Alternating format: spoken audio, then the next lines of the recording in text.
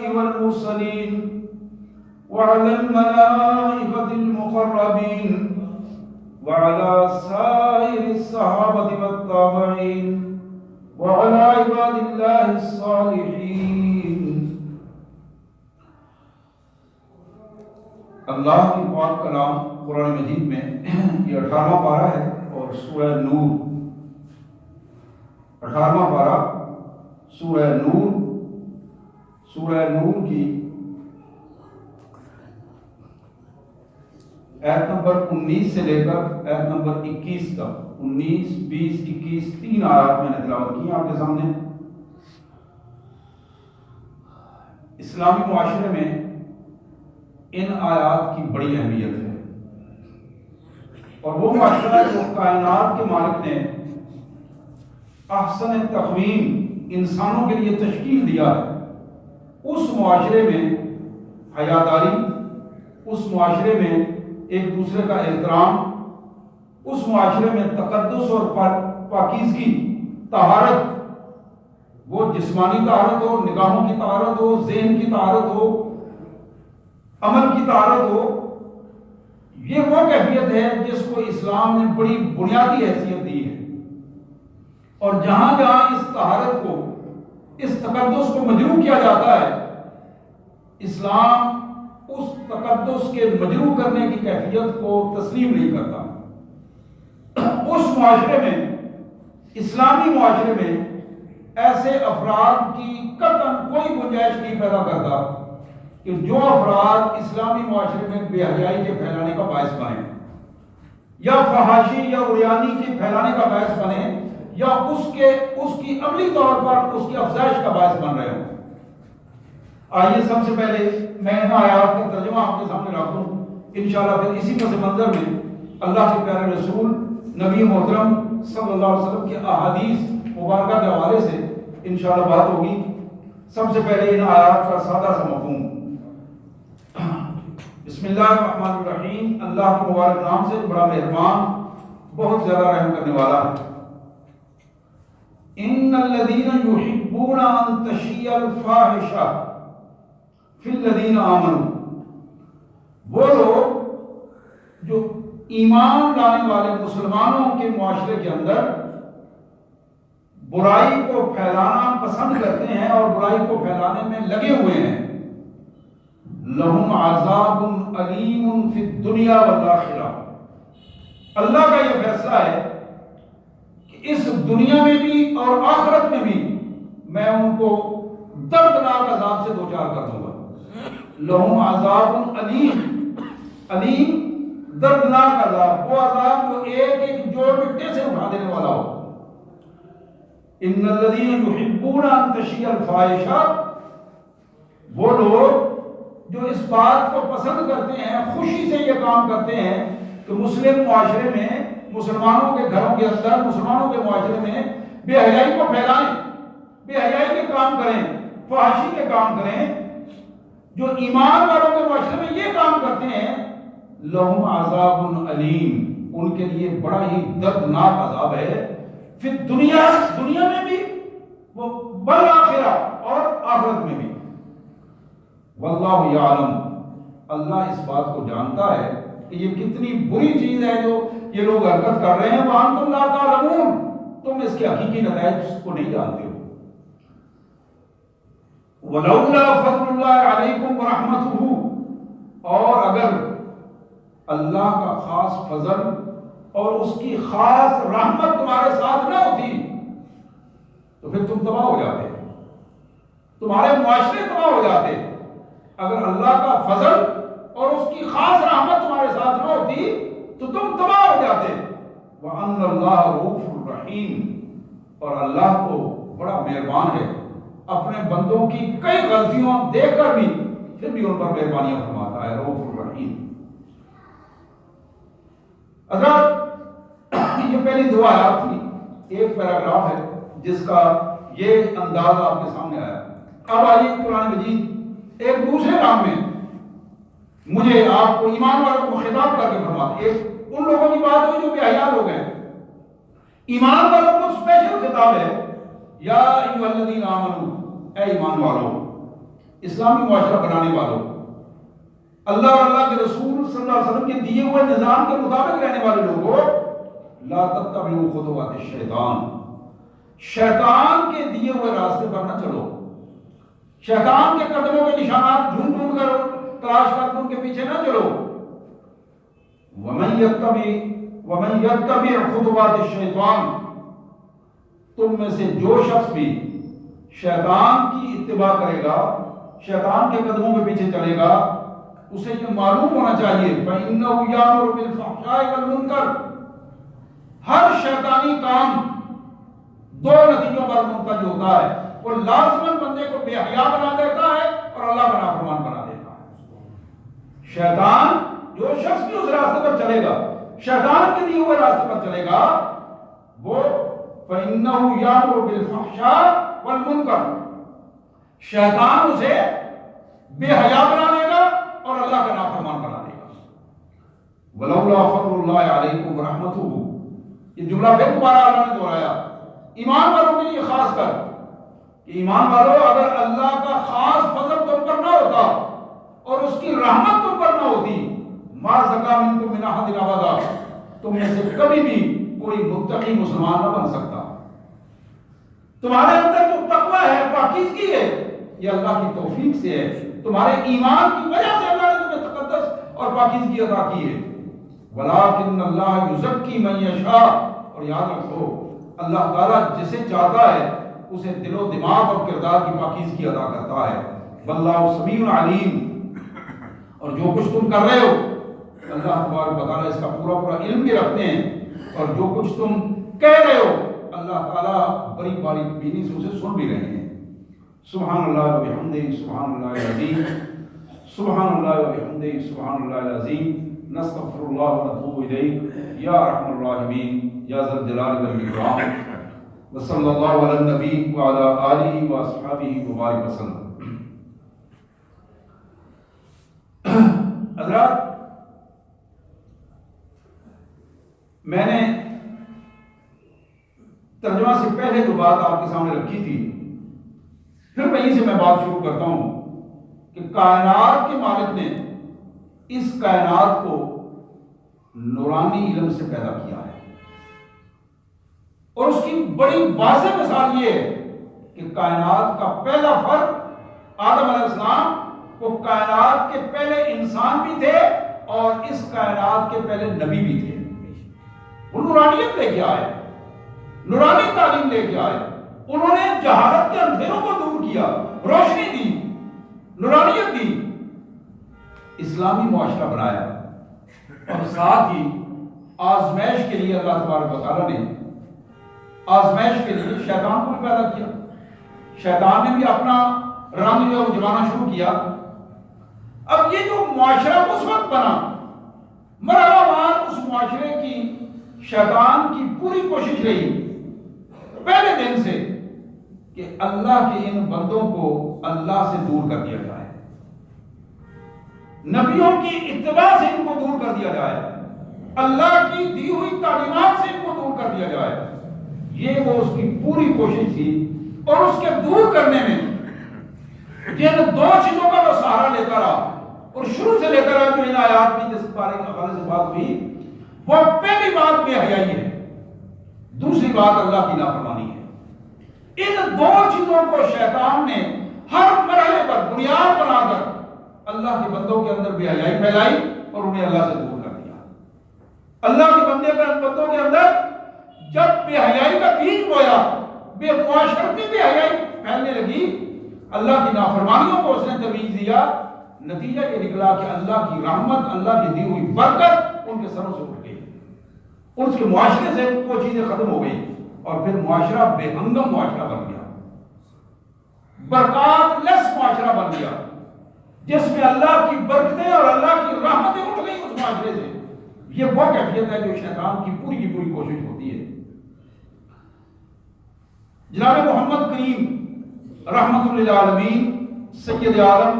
صلی اللہ علیہ وسلم کا یہ فرمان جو ترمذی شریف میں، جامع ترمذی میں جناب عبداللہ بن مسعود رضی اللہ تعالیٰ عنہ کی یہ روایت، جناب عبداللہ بن مسعود کہتے ہیں کہ میرے آقا صلی اللہ علیہ وسلم ارشاد فرما رہے تھے، ہم نے حیا کے حوالے سے سوال کیا، اللہ کے رسول صلی اللہ علیہ وسلم حیا کیا چیز ہے اور کس طرح حیا ہوگی؟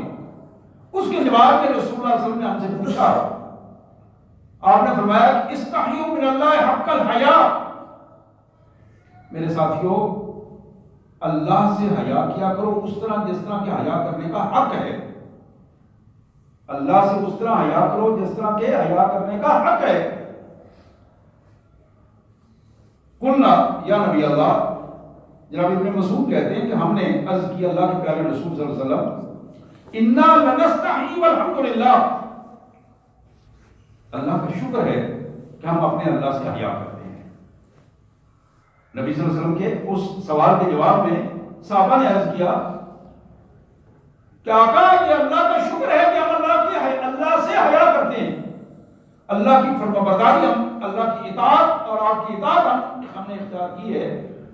ہمارے اندر حیا کی وہ کیفیت موجود ہے۔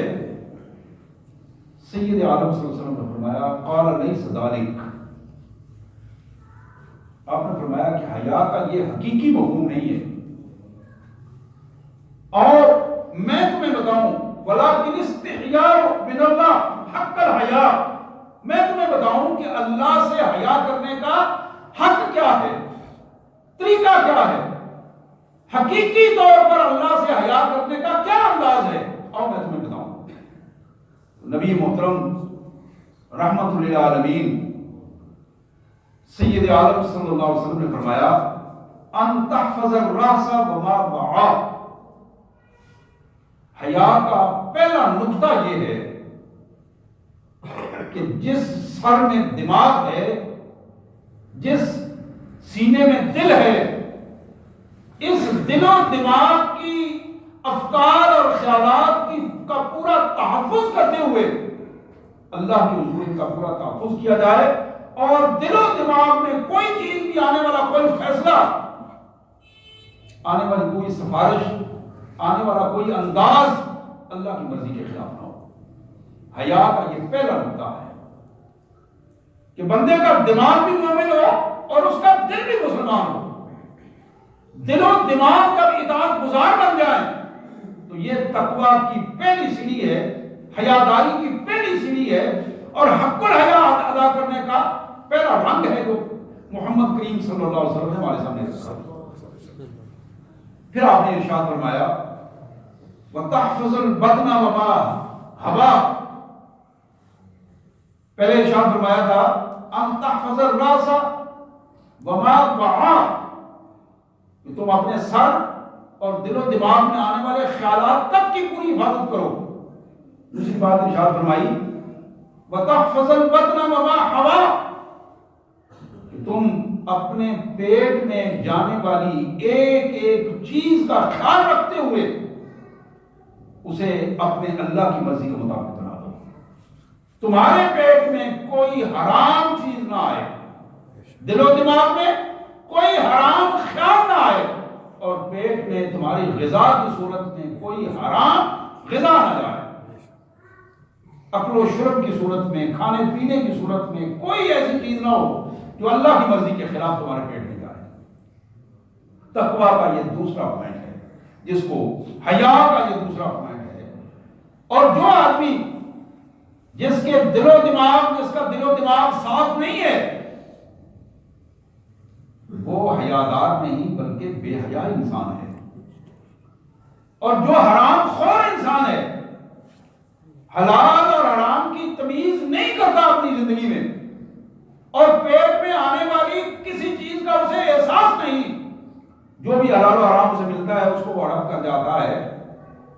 یہ بندہ حیادار نہیں بلکہ بے حیا انسان ہے، یہ بندہ حلال خور نہیں بلکہ حرام خور انسان ہے۔ اس کو محمد رسول اللہ صلی اللہ علیہ وسلم نے اس انداز میں ہمارے سامنے رکھا۔ پھر آپ نے ارشاد فرمایا وَلْتَذْكُرِ الْمَوْتَ وَالْبَلَاءَ، اس حیاداری کا تیسرا پہلو یہ ہے کہ تم ہمیشہ اپنی موت کو یاد رکھو، اور موت کو یاد رکھتے ہوئے اپنی آزمائش کی کیفیات اور قبر کے حالات، موت اور اس سے اگلے کے مراحل وہ تمہاری نظر میں ہمیشہ رہنی چاہیے. نہ جانے میرا اگلا مرحلہ اللہ کی حضور حاضری کا مرحلہ ہو، اور پھر موت کے ساتھ ہی، تدفین کے ساتھ ہی میرے لیے تو سوال و جواب کا سلسلہ شروع ہو جائے گا. اب ان معاملات کو سامنے رکھتے ہوئے، موت اور اس کے بعد آنے والے حالات کو سامنے رکھتے ہوئے، اپنی زندگی کو حیادار زندگی بنا دیا جائے، اپنے دل و دماغ کو حیادار بنا دیا جائے، اپنے پیٹ کو اور انتڑیوں کو حیادار بنا دیا جائے. یہ وہ کیفیت ہے جو بندہ مومن کو ایک حیادار معاشرہ عطا کرتی ہے، حیادار گھرانہ عطا کرتی ہے، اور پھر ایک مسلم معاشرہ تشکیل پاتا ہے. اسی حدیث کے آخر میں میرے پیارے رسول سید الانبیاء رحمت للعالمین صلی اللہ علیہ وسلم نے فرمایا، ومن اراد الاخرۃ ترک زینت دنیا ومن فعل ذلک فقد استحیا من اللہ حق الحیا. لوگوں، تم میں سے جو شخص اس دنیا کی زندگی کو اپنی عارضی زندگی سمجھتا ہے، اس دنیا کی زندگی کو عارضی زندگی سمجھتا ہے اور آخرت کی زندگی کا خیال رکھتا ہے، ومن اراد حیات الاخرہ، جس کو آخرت کی زندگی کا فکر ہے، جس کو اپنے اگلے گھر کا فکر ہے، ہمیشہ ہمیشہ کی زندگی کو محفوظ کرنے کا ارادہ ہے اس کا، یہ ایسا شخص ہے کہ وہ ترک زینہ، یہ دنیا کا روب داب اسے چھوڑنا پڑے گا، یہ دنیا کا رنگ روغن اس کو چھوڑنا پڑے گا، یہ دنیا کی بے حیائیاں، دنیا کی عریانیاں، فحاشیاں، ان سے اس کو باز آنا پڑے گا، اور اپنی زندگی کو تقدس کے حوالے سے متعارف کرانا پڑے گا، اپنی زندگی کو پاکیزہ اور مقدس بنانا پڑے گا. تب جا کے جیسے جیسے وہ اپنی زندگی کو پاکیزہ بناتا چلا جائے گا، اپنی انفرادی اور اجتماعی زندگی کو، تو پھر اس کے آخرت کے گھر کے محفوظ ہونے کی اس کے لیے اس کے سامنے یہ دلیل اس کے سامنے آئے گی، یہ چیز اس کے سامنے ایک مضبوط سہارا اسے ملے گا جو اس کو آخرت کے لیے اطمینان کے ساتھ لے کے جائے گا. اور پھر فرمایا فمن فعل ذلک فقد استحیا من اللہ حق الحیا، جس نے یہ 3 کام کر لیے جو اوپر بتائے گئے، 3 کام. پہلا کام دل و دماغ کو اور اپنے افکار اور خیالات کو اللہ کی مرضی کے مطابق ڈھالنا، شعوری طور پر جان بوجھ کے دل و دماغ میں کوئی ایسی چیز نہ آئے جو بے حیائی کی طرف لے کے جاتی ہے. دوسری بات جو ہمیں بتائی گئی کہ تمہارا پیٹ اور تمہاری انتڑیاں، ان کے اندر کوئی بھی حرام چیز نہ جائے. تمہارے بس میں جہاں تک بات ہے تم اس کو پوری طرح کنٹرول کرو اور کوئی حرام چیز تمہارے پیٹ میں نہ جائے. اور تیسری بات، اپنی موت اور موت کے بعد کے مراحل کو ہمیشہ یاد رکھو. میرے آقا نے فرمایا فمن فعل ذلک، جس بندے نے یہ 3 کام کر لیے، یہ ایسا بندہ ہے فقط استحیا حق الحیا، اس نے حیا کا حق ادا کر دیا ہے. یہ بندہ ہے جس کو حیا کا شعور آ گیا ہے، جس نے اپنے اللہ کے ساتھ حیا کا رشتہ قائم کر دیا ہے، اور وہ اللہ سے حیا کرنے والا فرد ہے. اللہ اپنے اس بندے کو کبھی اکیلا نہیں چھوڑتا، اللہ اپنے اس بندے کو کبھی ذلیل و رسوا نہیں ہونے دیتا، اللہ اپنے اس بندے کو اس دنیا کے حوالے نہیں ہونے دیتا. حضرات، حقیقی بات یہ ہے، ہم جب اپنی اجتماعی زندگی کو دیکھتے ہیں، گھریلو زندگی کو دیکھتے ہیں، معاشرتی زندگی کو دیکھتے ہیں، ان کیفیات میں ہمیں اپنی خوشیوں اور غمیوں میں بے اعتدالی اور غیر متوازن کیفیات نظر آتی ہیں. توازن نہیں ہے، نہ ہماری خوشیوں میں توازن ہے، نہ ہماری غمیوں میں توازن ہے. حالانکہ ایمان والوں کا جو گھر ہوتا ہے، ایمان والوں کی جو خوشی ہے، ایمان والوں کا جو رویہ ہے خوشی میں، جو رویہ ہے غمی کی کیفیت میں، وہ بڑا معتدل اور اسلام کے مطابق ہوتا ہے. جب آدمی کا تعلق اپنے مالک سے کمزور پڑتا چلا جاتا ہے، جب آدمی کا تعلق اپنے رسول صلی اللہ علیہ وسلم سے کمزور پڑتا چلا جاتا ہے، تو پھر اس کی خوشیاں اور اس کی غمیاں بے ہنگم ہوتی ہیں، پھر وہ کنٹرول میں نہیں ہوتی، نظم و ضبط میں نہیں ہوتی. آج ہمارے ہر گھر کی یہی داستان ہے. یہ نہیں ہے کہ میں ایسا آپ ایسے، یہ مجموعی طور پر ہمارے گھر کی داستان بن چکی ہے. اور ہر گھر میں، چاہے وہ شادی کی خوشی ہو، چاہے وہ عقیقے کی خوشی ہو،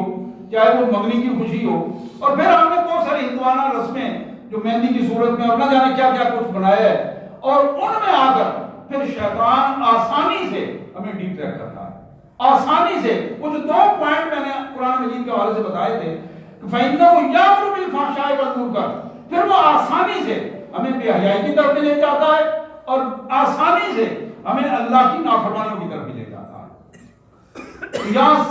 ہمیں اپنی خوشیوں کو اللہ کی رضا کے مطابق بنانا ہے، اللہ کی رضا کے مطابق، اللہ کے قانون کے مطابق۔ اور میں یہ بات پورے اطمینان کے ساتھ آپ بھائیوں بہنوں کے سے عرض کر رہا ہوں کہ جب ہماری خوشیاں، ہماری غمیاں اللہ کی مرضی کے مطابق ڈھل جائیں، آپ یقین کیجئے وہ بندہ بڑا مطمئن ہوگا۔ ہم اتنے زیادہ پریشان ہوتے ہیں اپنی خوشیوں کو شیطان کے حوالے کر کے، جیسے جیسے ہماری خوشیاں شیطان کے حوالے ہوتی ہیں، اللہ کی طرف سے برکتیں اور رحمتیں اٹھ جاتی ہیں، برکتیں اٹھ جاتی ہیں، رحمتیں اٹھ جاتی ہیں۔ اور جب برکت اور رحمت نہیں ہوتی اپنے ہمارے معاملات میں، ہمارے حالات میں، ہمارے فنکشنوں میں، ہمارے پروگراموں میں، تو پھر نتیجہ یہ نکلتا ہے کہ بندے کے لیے رسوائی کے معاملات ہونا شروع ہو جاتے ہیں۔ وہ جو رسوائی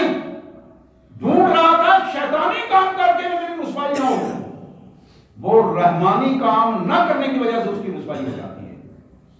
تو اللہ تبارک و تعالیٰ کا یہ وعدہ ہے، اللہ کا یہ وعدہ ہے اپنے بندوں کے ساتھ، ایمان والے بندوں کے ساتھ، کہ جو بندے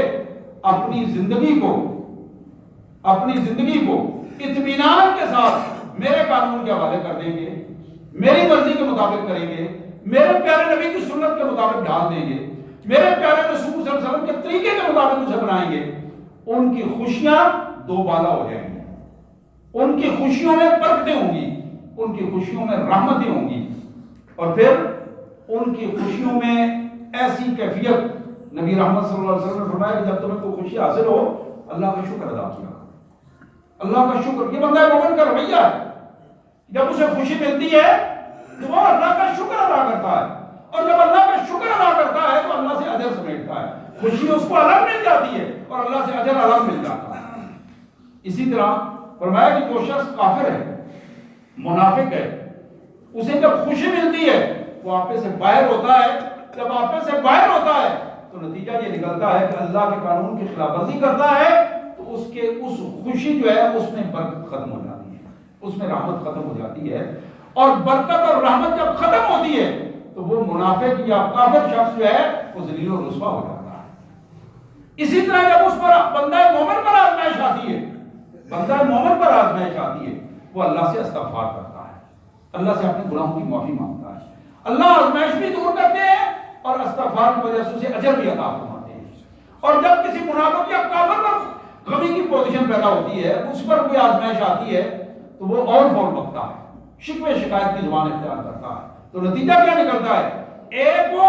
پہلے ہی آزمائش میں ہے، اور دوسرا پھر اللہ کی طرف سے اور زیادہ اس کی گرفت ہوتی ہے، اور نتیجتاً وہ معاشرے میں ذلیل و رسوا ہو جاتا ہے۔ حضرات محمد کریم صلی اللہ علیہ وسلم نے ہمارے سامنے جو بہترین طریقہ ارشاد فرمایا ہے وہ توازن کا طریقہ ہے، اعتدال کا طریقہ ہے۔ اعتدال اور متوازن زندگی یہی ایک بندہ مومن کے لیے بہترین زندگی ہے۔ آئیے محمد کریم صلی اللہ علیہ وسلم سے پوچھا گیا، یہ ترمذی کی حدیث ہے جناب ابو ہریرہ رضی اللہ تعالیٰ عنہ کے حوالے سے، سئل رسول اللہ صلی اللہ علیہ وسلم عن اکثر ما يدخل الناس الجنہ قال تقوی اللہ وحسن الخلق۔ پوچھا گیا اللہ کے نبی صلی اللہ علیہ وسلم یہ ارشاد فرمائیے کہ جنت میں جانے والے زیادہ لوگوں میں سے زیادہ لوگ، ان کی خصوصیات کیا ہوگی؟ آپ نے دو چیزیں ارشاد فرمائی، فرمایا ایک تو وہ لوگ اللہ سے ڈرتے ہوں گے، تقوی اللہ کا اختیار کرتے ہیں، متقی لوگ ہوں گے، کوئی کام کرنے سے پہلے ان کا جسم کانپ جاتا ہے کہ اللہ کی مرضی کی خلاف ورزی نہ ہو،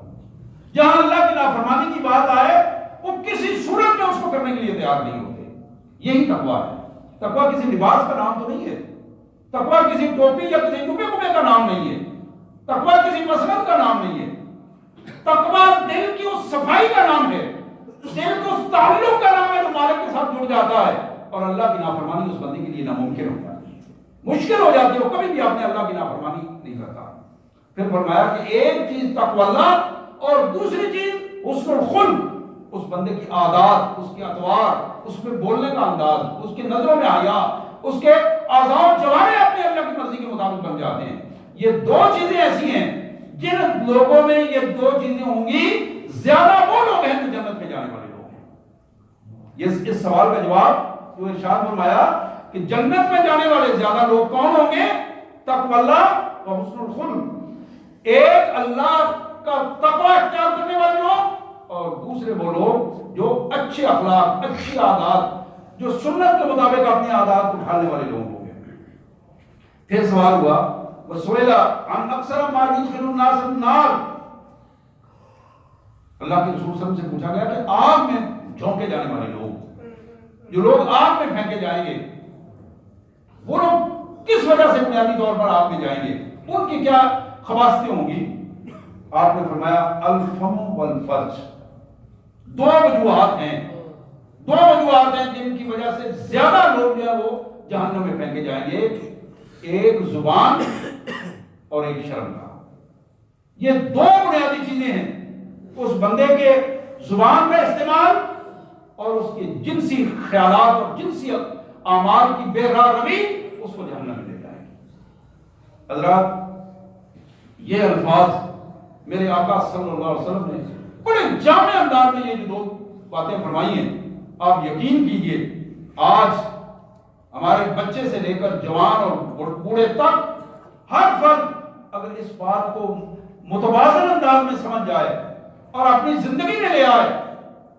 اللہ کا تقوی اور حسن اخلاق یہ جنت کا ذریعہ، اور جہنم سے بچنے کی کیا چیز ہے؟ زبان کنٹرول میں ہو اور شہوانی جذبات کنٹرول میں ہو۔ یہ دونوں چیزیں جس انداز میں بندہ مومن کے اندر آ جائیں گی، بندہ مومن بہترین انسان، اللہ کا بہترین بندہ جو قرار پائے گا۔ نبی محترم صلی اللہ علیہ وآلہ وسلم نے ایک تیسری حدیث کو میں آپ کے حوالے سے آپ کے سامنے رکھنا چاہوں گا،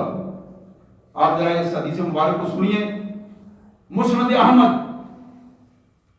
جناب عبداللہ بن عمر رضی اللہ تعالیٰ عنہ یہ روایت، آپ نے فرمایا کہ ان المسلم المسدد لیدرک درجۃ الصوم القوام بآیات اللہ بحسن خلقہ وکرم ضریبتہ۔ کمال قسم کی بات ہے، میرے آقا صلی اللہ علیہ وسلم نے جو ارشاد فرمائی، یوں تو آپ کا ہر ارشاد ہی ایک سنہری حروف سے لکھنے والا، لیکن بعض چیزیں ایسی ہوتی ہیں کہ بندہ اشک اشک کر اٹھتا ہے۔ میرے آقا صلی اللہ علیہ وسلم نے فرمایا کہ وہ مومن جو شریعت اسلامی پر عمل کرتا ہے، اللہ اور اللہ کے رسول صلی اللہ علیہ وسلم کے احکامات کو ترجیح دیتا ہے، اور غیر شرعی کاموں سے پرہیز کرتا ہے، یہ دو کام ایسے ہیں کہ اگر وہ شروع کر دے، یعنی کبیرہ گناہ سے بچ جائے اور فرائض کی پابندی کرے، میں اس کا ترجمہ اپنے زبان میں یہ کر رہا ہوں، فرائض کا پابند ہو، جس چیز کو اللہ نے حرام قرار دیا اس کے قریب نہ جائے، یہ کبیرہ گناہ ہے، جس کو حرام قرار دیا اس کے قریب نہ جائے، جس کرنے کا جس کا حکم دیا ہے اس کو چھوڑے نہیں۔ یہ دو کام جو بندہ کر لیتا ہے اور تسلسل کے ساتھ کرتا ہے، اللہ کے رسول صلی اللہ علیہ وسلم نے فرمایا کہ یہ بندہ اس تسلسل کی وجہ سے، اخلاص کی وجہ سے اس درجے پر پہنچ جاتا ہے جو بندہ ہمیشہ روزہ رکھنے والا اور راتوں کو اللہ کے حضور کھڑا ہو کر قرآن پڑھنے والا بندہ، جس نے اپنی زندگی کو دن اور رات کو اللہ کے لیے وقف کر دیا ہے، یہ بندہ جو گناہ کبیرہ سے اجتناب کرتا ہے، یہ بندہ جو فرائض کی پابندی کرتا ہے، اس درجے پر اللہ تعالیٰ اس کو فائز کر دیتے ہیں۔ تو پوری رات کھڑے ہو کر قرآن پڑھنے والے کا اجر اور پورا دن روزہ رکھنے والے کا اجر، سبحان اللہ و بحمدہ، سبحان اللہ العظیم۔ میں چوتھی حدیث آپ کے سامنے پیش کرنا چاہوں گا اس حوالے سے۔ میں اپنی باتیں نہیں کر رہا ہوں، محمد الرسول اللہ صلی اللہ علیہ وسلم کے الفاظ آپ کے سامنے رکھ رہا ہوں، یہ بڑے جامع الفاظ ہیں۔ بڑے قیمتی الفاظ ہیں، ایک ایک جملہ دلوں میں اترتا بھی ہے، اثر بھی کرتا ہے، وہ بات کس سے کہانیوں کی نہیں ہے۔ آئیے نبی رحمت صلی اللہ علیہ وسلم کا یہ فرمان صحیح ابن حبان، جناب ابو ہریرہ رضی اللہ تعالیٰ عنہ کی یہ روایت، آپ نے فرمایا کہ کرم المؤمن دینہ ومروءتہ وعقلہ وحسبہ خلقہ، سبحان اللہ وبحمدہ سبحان اللہ العظیم۔ آپ نے فرمایا لوگوں، ایمان والے کی عزت اس کے دین پر چلنے میں ہے۔ ہم عزت ڈھونڈتے ہیں بے دینی میں، عزت ڈھونڈتے ہیں شیطانی کاموں میں، ایمان والے بندے کی عزت دین پر چلنے میں ہے، دین کے قانون اور دین کے ضابطے کو پورا کرنا، یہ ایمان والے کی عزت ہے، اس کے لیے وہ اس کو باعزت بنا دیتی ہے جی۔ اور پھر فرمایا وَمُرُوَّتُهُ وَعَقْلُهُ، اور اس کی مروت، اس کا خوش اخلاق ہونا، اس کا اچھا رویہ اختیار کرنا، یہ اس کے عقل مند ہونے کی دلیل ہے۔ عقل مند وہ نہیں ہے جو دوسرے کو دھوکہ دے دے، عقل مند وہ نہیں ہے جو دوسرے کو چکر دے اور اپنے مفادات کا تحفظ کرے اور دوسرے کے حق کو ضائع کر دے۔ عقل مند وہ ہے جو شخص اپنی مربت کے اعتبار سے دوسروں کے حقوق کا اور اپنے حقوق کا تحفظ کرنے والا۔ اور پھر اللہ کے رسول صلی اللہ علیہ وسلم نے فرمایا وَحَسْبُهُ خُلُقَهُ، بندے خاندانوں میں حسب نسب تلاش کرتے ہیں، بندے سٹیٹس میں اور مراتب میں حسب نسب تلاش کرتے ہیں۔ فرمایا آؤ میں تمہیں بتاؤں،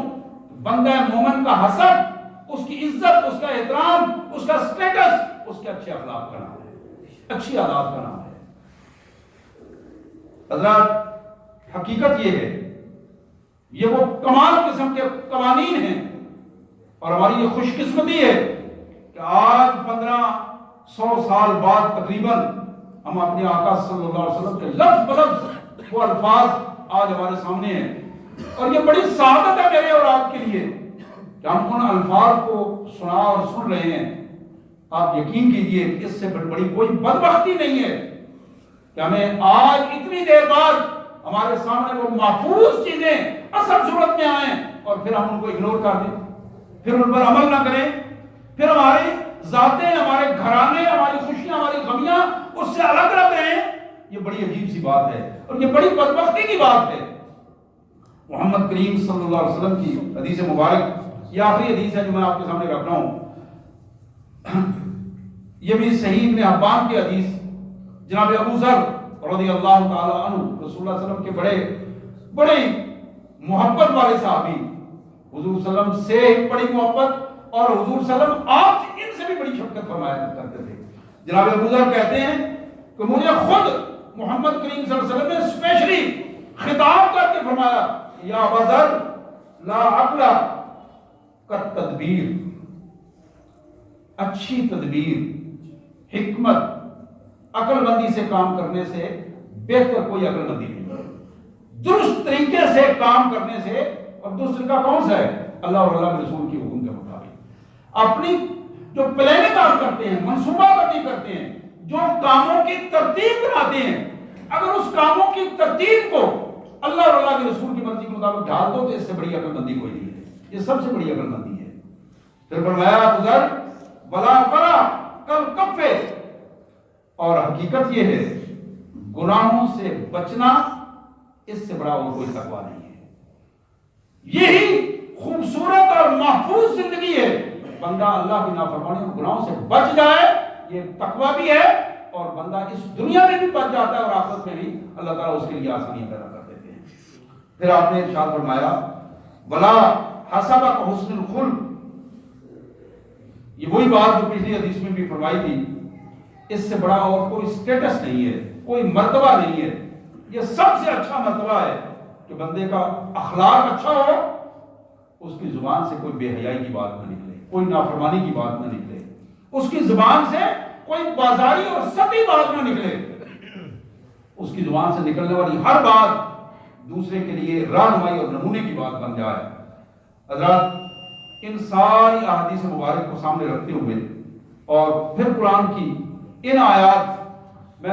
ان آیات کو دوبارہ ان کا ترجمہ آپ کے سامنے رکھ رہا ہوں۔ لوگوں ان الذین یحبون ان تشیع الفاحشۃ فی الذین آمنوا، جو لوگ ایمان والے معاشرے میں بے حیائی کو پھیلانے کی کوشش کرتے ہیں، بے حیائی کا حصہ بن جاتے ہیں، لہم عذاب علیم فی الدنیا والآخرہ، اس دنیا میں بھی اپنے دردناک عذاب دیں گے اور آخرت میں بھی دردناک عذاب دیں گے۔ واللہ یعلم وانتم لا تعلمون، اللہ بخوبی جانتا ہے، تم اس بات کو نہیں جانتے۔ ولولا فضل اللہ علیکم ورحمتہ، اگر اللہ کا فضل اور اس کی رحمت تمہارے ساتھ نہ ہوتی تو تم تباہ ہو جاتے۔ وان اللہ رؤوف الرحیم، اور اللہ تو اپنے بندوں پر بڑا مہربان ہے۔ اے ایمان والو، لا تتبعوا خطوات الشیطان، شیطان کے پیچھے مت چلو، شیطان کے قدموں کے نشانات کو تلاش کر کر کے اس کے پیچھے نہ چلو۔ ومن یتبع خطوات الشیطان، جو شخص بھی شیطان کے قدموں کے پیچھے چلے گا فإنه یأمر بالفحشاء والمنکر، شیطان تو اسے بے حیا بھی بنا دے گا اور نافرمان بھی بنا دے گا۔ ولولا فضل اللہ علیکم ورحمتہ، ایمان والو اگر اللہ کی رحمت اور اس کا فضل تمہارے ساتھ نہ ہوتا، ما زکا منکم من احد ابدا، تو کبھی بھی تم میں سے کوئی بندہ متقی اور تزکیہ نفس والا نہ بن سکتا۔ ولکن اللہ یزکی من یشاء، یہ اللہ کی مہربانی ہے، جسے وہ چاہتا ہے مزکی کر دیتا ہے۔ واللہ سمیع علیم، اور اللہ کو سب کچھ سننے والا اور سب کچھ جاننے والا ہے۔ سبحان اللہ و بحمدہ، سبحان اللہ العظیم، استغفر اللہ لی و لکم یا ارحم الراحمین یا ذی الجلال والاکرام۔